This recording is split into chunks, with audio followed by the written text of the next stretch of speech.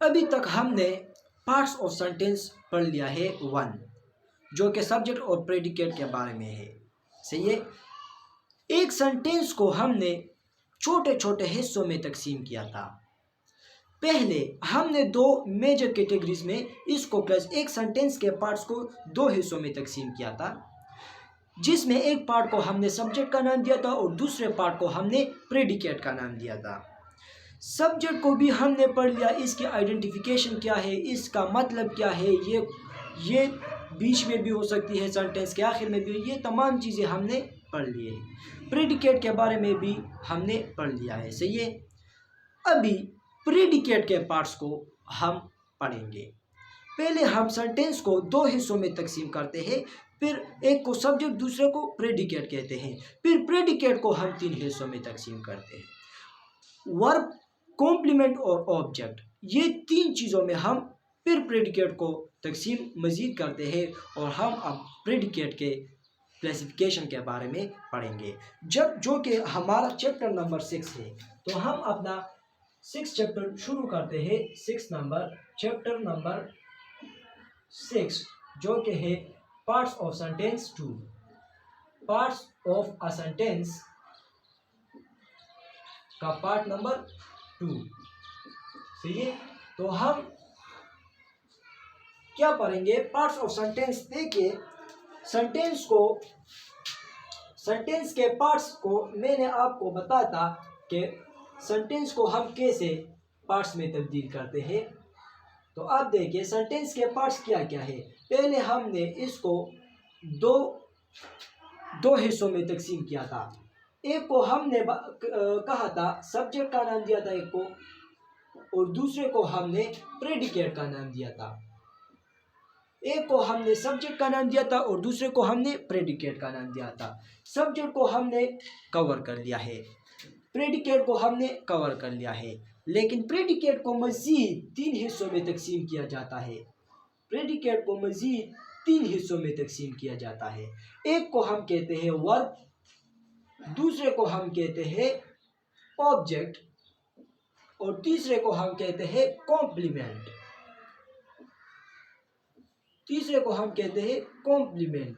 सही है। तो हमने मज़ीद प्रेडिकेट को तकसीम किया है। तो ये भी पार्ट ऑफ अ सेंटेंस है, ये भी एक पार्ट ऑफ अ सेंटेंस है, ये भी एक पार्ट ऑफ अ सेंटेंस है, ये भी एक पार्ट ऑफ अ सेंटेंस है, ये भी एक पार्ट ऑफ सेंटेंस है। लेकिन आप देखें कि इन पार्ट्स को हमने कैसे क्लासिफाई किया, इन पार्ट्स को हमने कैसे तकसीम किया है, इसकी डिवीजन हमने कैसे किया है। एक सेंटेंस में बहुत सारे अल्फाज है। सही है। फॉर एग्जांपल 5, 6, 7, 8 अल्फाज है, 10 अल्फाज है। सही है। ये तमाम वर्ड्स जो है हमने पहले छोटे छोटे हिस्सों में तकसीम किया, फिर इसको फिर छोटे छोटे हिस्सों में तकसीम किया। क्यों तकसीम किया? ताकि इसकी फंक्शन को हम अच्छे तरीके से पढ़ ले कि इसकी फंक्शन क्या है, ये हम कैसे तब्दील करेंगे। इसके साथ इसको तब्दील करने के साथ सेंटेंस का स्ट्रक्चर, हर एक चीज़, मतलब सेंटेंस का स्ट्रक्चर, हर एक चीज़ बदल जाता है। तो सेंटेंस को अच्छे तरीके से पढ़ने के लिए हमने सेंटेंस को पहले दो हिस्सों में तकसीम किया, एक को सब्जेक्ट, दूसरे को प्रेडिकेट। ये दोनों हमने पढ़ लिया है। अभी हम पार्ट्स ऑफ सेंटेंस को मज़ीद, ये प्रेडिकेट को मज़ीद तीन हिस्सों में तकसीम करते हैं, और ये भी जो है पार्ट्स ऑफ अ सेंटेंस है। तो इसको हमने parts of a sentence category 1 का नाम दिया, और इसको हमने पार्ट्स ऑफ सेंटेंस कैटेगरी 2 का नाम दिया। तो हम पढ़ेंगे अभी वर्ब, ऑब्जेक्ट और कॉम्प्लीमेंट। लेकिन वर्ब जो है ये हम बाद में डिस्कस करेंगे। हम पहले भी वर्ब पर थोड़े बहुत लेक्चर्स दे चुके हैं, लेकिन हम इसको फिर मज़ीद इसके बाद पढ़ेंगे, क्योंकि इसकी थोड़ी बहुत कंसेप्ट पहले होना ज़रूरी है, पहले आना चाहिए, और थोड़े बहुत कंसेप्ट बाद में आना चाहिए, तब जाके पूरा वर्ब आपको समझ आएगा। अगर आप पूरा वर्ब पहले समझ जाओ तो सब्जेक्ट, प्रेडिकेट और इन चीज़ों से पहले वर्ब का पूरा चैप्टर आप पढ़ ले, तब भी गलत है, तब भी आपको पूरा समझ नहीं आएगा। क्योंकि ट्रांजिटिव और इनट्रांजिटिव वर्ब्स और फाइनाइट और इनफाइनाइट वर्ब्स के लिए सब्जेक्ट, ऑब्जेक्ट का और कॉम्प्लीमेंट का होना, इस पर कंसेप्ट होना ज़रूरी है। इसीलिए वर्ब जो है इस कंसेप्ट को पढ़ना ज़रूरी है वर्ब्स के लिए। तो पहले हम वर्ब को पहले पढ़े हैं, क्योंकि इनके लिए भी वर्ब का होना, वर्ब पर समझना ज़रूरी है।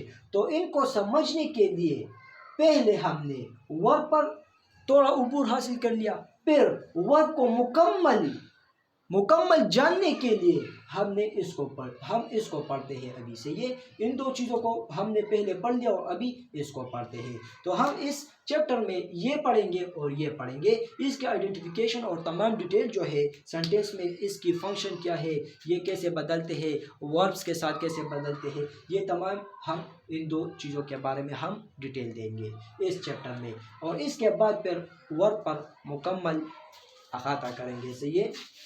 तो अब हम ऑब्जेक्ट के बारे में आते हैं कि ऑब्जेक्ट क्या है और ऑब्जेक्ट किसे कहते हैं और ये सेंटेंस में क्या करता है और ये क्या है।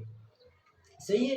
तो ऑब्जेक्ट किसे कहते हैं, ये पार्ट्स ऑफ सेंटेंस जो है ये प्रेडिकेट का पार्ट्स भी है। सही है। Parts of a predicate. सही है। पार्ट्स ऑफ अ प्रेडिकेट, ये जो है पार्ट्स ऑफ अ प्रेडिकेट भी है। ये तीन, ऑब्जेक्ट, वर्ब एंड कॉम्प्लीमेंट, ये तीन जो है पार्ट्स ऑफ प्रेडिकेट भी है। सही है। तो ऑब्जेक्ट किसे कहते हैं, और आप ये भी ज़रा समझें कि ऑब्जेक्ट का होना हर एक सेंटेंस में लाजमी नहीं है और कॉम्प्लीमेंट का होना भी हर एक सेंटेंस में लाजमी नहीं है। कुछ सेंटेंसेस में ऑब्जेक्ट होते हैं, कुछ में नहीं होते हैं। कुछ सेंटेंसेस में कॉम्प्लीमेंट होते हैं, कुछ में नहीं होते हैं। बाज़ में होते हैं, बाज़ में नहीं होते हैं। सेंटेंस पर डिपेंड करता है। सही है। और हर एक, लेकिन वर्ब जो है, वर्ब ये हर एक सेंटेंस में होना ज़रूरी है और हर एक प्रेडिकेट में होना ज़रूरी है। वर्ब का होना हर एक सेंटेंस में होना ज़रूरी है। सही है। तो वर्ब ऑब्जेक्ट किसे कहते हैं, देखिए मैंने आपको सब्जेक्ट के लेक्चर में बताया था और प्रेडिकेट के लेक्चर में पार्ट्स ऑफ सेंटेंस 1 में मैंने आपको बताया था, पार्ट्स ऑफ सेंटेंस कैटेगरी 1 में, कि सब्जेक्ट किसे कहते हैं। सब्जेक्ट जो है सेंटेंस में जिस नाउन या प्रोनाउन के बारे में बात हो रही होती है, उस नाउन और प्रोनाउन को क्या कहते हैं, सब्जेक्ट कहते हैं। लेकिन जो बात हो रही है इस नाउन और प्रोनाउन के बारे में, तो इस जो बात हो रही है इस बात को हमने प्रेडिकेट कहा था। सही है। ये दो चीज़ें हमने क्लियर की थी। सही है। लेकिन ये एक्शन जो है, ये वर्ब जो है, वर्ब आप समझते हो ना, मैंने आपको वर्ब के बारे में थोड़ी बहुत इंफॉर्मेशन दी है, आप वो ज़रूर देख ले और समझ ले, क्योंकि वो इंफॉर्मेशन अभी ऑब्जेक्ट के लिए ज़रूरी है। सही है। तो आपने एक्शंस पढ़ लिए वर्ब, तो ऑब्जेक्ट किसे कहते हैं, वो ये भी या नाउन होगा या प्रोनाउन होगा, या नाउन होगा या प्रोनाउन होगा, सब्जेक्ट भी या नाउन होगा या प्रोनाउन होगा, ये दो चीज़ें होती है। सही है। तो ऑब्जेक्ट किसे कहते हैं, वो नाउन या वो प्रोनाउन जिस पर या जिन पर एक्शन वाक़या होती है, इन नाउन और प्रोनाउन को क्या कहते हैं, ऑब्जेक्ट कहते हैं। तो इसकी डेफिनेशन क्या बन सकती है कि द वर्ड, और ये वर्ड क्या हो सकती है, नाउन हो सकती है, प्रोनाउन हो सकती है। द वर्ड ऑब्जेक्ट, ये वर्ड जो है या नाउन हो सकती है या प्रोनाउन हो सकती है, जो जिस पर एक्शन वाक़या होती है। The word to which the action happens, in a sentence. In a sentence is called as an object. सही है। वो वर्ड या एक वर्ड से ज़्यादा भी हो सकती है, लेकिन वो वर्ड जो के जिन पर, वो वर्ड जिस पर एक्शन वाक़या होती है, जिसके ऊपर एक्शन वाक़या होती है। फॉर एग्जांपल, मैं राइटिंग करता हूँ, मार्कर के थ्रू करता हूँ, और एक्शन किस पर करता हूँ, बोर्ड पर एक्शन करता हूँ। सही है। तो जिस पर मैं एक्शन करता हूँ, जिस चीज़ पर, जिस नाउन पर, ये नाउन है ना, जिस नाउन पर मैं एक्शन करता हूँ तो वो क्या है, वो ऑब्जेक्ट है। जिस प्रोनाउन पर मैं एक्शन करता हूँ वो क्या है, वो ऑब्जेक्ट है। सही है। और जिस नाउन पर मैं एक्शन करता हूँ या प्रोनाउन पर एक्शन करता हूँ तो वो क्या है, वो भी ऑब्जेक्ट कहलाता है। सही है। तो ऑब्जेक्ट किसे कहते हैं? वो वर्ड, वो नाउन, वो प्रोनाउन जिस पर एक्शन जो है, सेंटेंस में एक्शन जरूरी है, हर एक सेंटेंस में एक्शन होता है। सही है। तो जिस पर एक्शन वाक्य होती है, जिस पर एक्शन वाक्य होती है, जिस पर एक्शन होता है, तो इस वर्ड को, इस नाउन को, इस प्रोनाउन को हम ऑब्जेक्ट का नाम देते हैं। किस चीज का नाम देते हैं? ऑब्जेक्ट का नाम देते हैं। तो ऑब्जेक्ट क्या है? वो वर्ड जिस पर एक्शन होती है, तो इसको हम ऑब्जेक्ट का नाम देते हैं। इसको जनरली हम क्या कहते हैं? Receiver of the, receiver of the, receiver of the word. इसको हम रिसीवर ऑफ द वर्ब कहते हैं। वर्ब को रिसीव करने वाला, एक्शन को रिसीव करने वाला। वर्ब की जगह पर आप एक्शन लिख दे, the receiver of the action, ये बेहतर होगा। एक्शन को रिसीव करने वाला, जो चीज, जो नाउन, जो प्रोनाउन एक्शन को रिसीव करता है। मतलब क्या? कि जिस पर एक्शन वाक्य होती है। फॉर एग्जांपल मैं इस बोर्ड पर मैं एक्शन करता हूँ, तो मतलब ये है कि मैं जिस पर एक्शन करता हूँ वो ऑब्जेक्ट है, जो कि बोर्ड है। तो ये बोर्ड जो है ये ऑब्जेक्ट है, लेकिन ये रिसीवर ऑफ द वर्ब भी है, ये रिसीवर ऑफ द एक्शन भी है। ये मैं जो इस पर एक्शन करता हूँ, ये इसको रिसीव करते हैं, इसको एक्सेप्ट करता है। तो इसको हम जनरली, ऑब्जेक्ट्स को हम रिसीवर ऑफ द एक्शन भी कहते हैं। सही है। लेकिन ऑब्जेक्ट का डिफिनीशन क्या है? The word to which the action happens to in a sentence is called as an object. वो वर्ड या वो नाउन या वो प्रोनाउन या वो अल्फाज जिन पर एक्शन वाक्य होती है, उनको हम क्या कहते हैं? ऑब्जेक्ट कहते हैं। फॉर एग्जाम्पल मैं आपको बताऊं कि he gave him a pen। तो यहाँ पर जो है ये a pen क्या है? इस पर, और ये him क्या है? ये दोनों ऑब्जेक्ट्स है। सही है। ये दोनों ऑब्जेक्ट है। he gave वो देता है। सही है। वो देता है him इसको। तो जिसको देता है वो भी क्या है? उस पर एक्शन होती है, और जो चीज देती है उस पर भी एक्शन होती है। तो ये दोनों क्या है? ये दोनों ऑब्जेक्ट है। सही है। ये दोनों क्या है? ये भी ऑब्जेक्ट है और ये भी ऑब्जेक्ट है। इसको हम जनरली इनडायरेक्ट ऑब्जेक्ट कहते हैं। क्या? Indirect object. और इसको हम डायरेक्ट ऑब्जेक्ट कहते हैं। क्या कहते हैं? Direct object. ये जो है डायरेक्ट एक्शन को रिसीव करता है और ये इनडायरेक्टली एक्शन को रिसीव करता है। सही है। ये डायरेक्टली कैसे रिसीव करता है? कि ही गिव, वो देता। ही गिव मतलब पास्ट टेंस है। सही है। कि ही गिव उसने दिया था, तो उसने दिया था, एक पेन दिया था, एक पेन दिया था। तो पेन जो है इसका एक्शन फर्स्ट होती है, डायरेक्टली होती है। इस पर जो एक्शन होती है, पेन पर एक्शन जो है डायरेक्टली होती है। जबकि जिसको दिया था, पेन जिसको दिया था, तो पहले पेन दिया था ना, तो पेन जो है ये एक डायरेक्ट एक्शन, पेन पर डायरेक्ट एक्शन हुआ है, और जिसको दिया था इस पर फिर इनडायरेक्टली एक्शन हुआ है। सही है। तो ये जो है इनडायरेक्ट ऑब्जेक्ट है और ये क्या है? ये डायरेक्ट ऑब्जेक्ट है। सही है। दूसरे एग्जांपल से आप देखें कि he writes a letter। he writes a letter। सही है। तो यहाँ पर ये राइटिंग जो है ये एक वर्ब है, और ये वर्ब जो है जिस चीज पर वाक्य होती है, जिस चीज पर वाक्य होती है, इसका एक्शन जिस चीज पर पड़ता है वो क्या है? वो ऑब्जेक्ट है। तो he writes, वो लिखता है, एक लेटर लिखता है। सही है। तो एक्शन, ये लेटर क्या है? ये इस एक्शन का रिसीवर है। क्या है? रिसीवर ऑफ द एक्शन है। ये लेटर जो है ये क्या है? रिसीवर ऑफ द एक्शन है। तो ये क्या है? ये एक ऑब्जेक्ट है। सही है। तो इसमें एक ही ऑब्जेक्ट है, तो ये ही ऑब्जेक्ट है। और जिस सेंटेंस में दो ऑब्जेक्ट्स हो, तो इसको को हम क्लासिफाई करते हैं। एक को इनडायरेक्ट ऑब्जेक्ट कहते हैं और एक को डायरेक्ट ऑब्जेक्ट है, और इसको डायरेक्टली ऑब्जेक्ट कहते हैं। सही है। तो इसके अलावा और भी बहुत सारे एग्जांपल्स है। For example he asks a question। सही show, he asked a question। तो ये क्या है? ask जो है ये एक वर्ब है, और a question क्या है? ये एक ऑब्जेक्ट है। ये जो है रिसीवर ऑफ द एक्शन है। he asked, ये एक रिसीवर ऑफ द एक्शन है। इसको हम कैसे पहचानेंगे? ये वर्ब को हम कैसे पहचानेंगे, इस पर मैं इसके बाद एक लेक्चर दूंगा आपको कि एक सेंटेंस में आप वर्ब को कैसे पहचानो। वर्ब तो आसान है, लेकिन सब्जेक्ट को कैसे पहचानोगे ये तो मैं आपको बता चुका हूँ। लेकिन जब मैं इस सब्जेक्ट को वर्ब के साथ रिलेट करूँगा तब मैं आपको बताऊंगा कि इसकी आइडेंटिफिकेशन कैसे करोगे और इसकी आइडेंटिफिकेशन कैसे करोगे। सही है।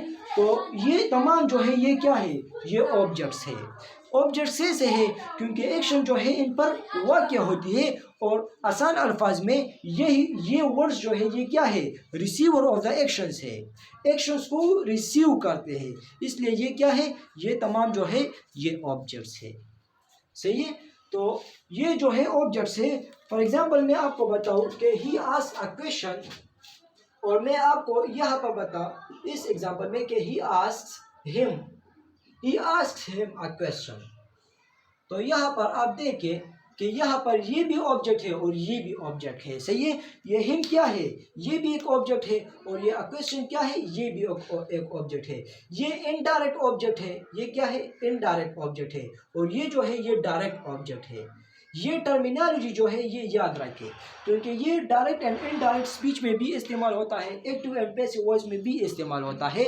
और ये जो है इनडायरेक्ट, ये इनडायरेक्ट ऑब्जेक्ट जो है ये पहले आता है और डायरेक्ट ऑब्जेक्ट जो है ये बाद में आता है। लेकिन अगर आप डायरेक्ट ऑब्जेक्ट को इनडायरेक्ट से पहले लिखते हो और इनडायरेक्ट ऑब्जेक्ट को डायरेक्ट के बाद लिखते हो तब आप प्रीपोजिशन का इस्तेमाल करोगे। क्या करोगे, प्रीपोजिशन का इस्तेमाल करोगे। फॉर एग्जांपल यही सेंटेंस है, आप चाहते हो कि डायरेक्ट ऑब्जेक्ट को आप पहले चाहते हो कि आप मैं डायरेक्ट ऑब्जेक्ट को पहले लिख दूं फिर इनडायरेक्ट को लिख दूं, तो फिर आप ये इसमें आप प्रीपोजिशन का इस्तेमाल करोगे। फॉर एग्जांपल यहाँ पर देखिए कि ही आस्क्स अ क्वेश्चन आप पहले लिखते हो, क्या करते हो, ये इनडायरेक्ट जो है ये डायरेक्ट ऑब्जेक्ट जो है ये आप पहले लिखते हो। तो आप क्या करोगे, डायरेक्ट ऑब्जेक्ट के बाद आप प्रीपोजिशन का इस्तेमाल करोगे। प्रीपोजिशन आप अभी नहीं चाहते, लेकिन आप ये अपने साथ ये पॉइंट्स अपने साथ लिख दे। प्रीपोजिशन को समझने के बाद जब आप ये पढ़ोगे तब आपको समझ तो आएगा ना। ये पॉइंट्स अपने साथ लिख दे। तो जब आप डायरेक्ट ऑब्जेक्ट को पहले लिखते हो और इनडायरेक्ट को बाद में लिखते हो तब आप क्या करते हो, तब फिर आप प्रीपोजिशन का इस्तेमाल करोगे। He asked a question to him. He asked a question. He asked him a question. He asked a question from him. सही है। तो यहाँ पर ये आपका प्रीपोजिशन इस्तेमाल हुआ है। सही है। He asked a question from him. सही है। तो यहाँ पर आप प्रीपोजिशन का इस्तेमाल करोगे।